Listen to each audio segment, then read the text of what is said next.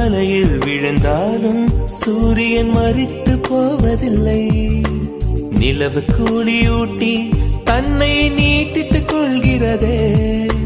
மேகமாய் நானும் மாறேனோ, அதன் மேன்மை குணங்கள் காண்பேனோ.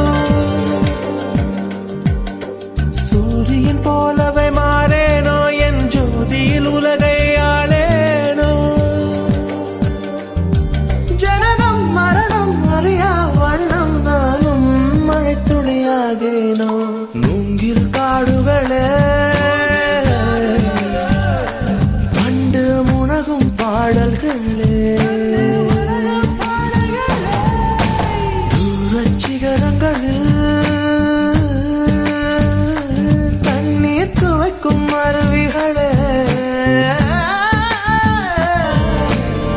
இயற்கை தாயின் மடியை பிரிந்து எப்படி வாழ இதை